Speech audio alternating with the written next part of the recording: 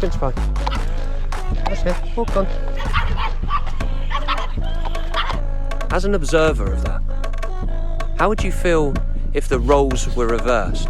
Well, that's stupid, because those little dogs can't hurt anyone. Correct, but you're missing the point. If owners like that had dogs like this, there'll be more consequence to that bad energy and lack of correction. Walk on. Good. See, that's the difference between larger breed owners and smaller breed owners.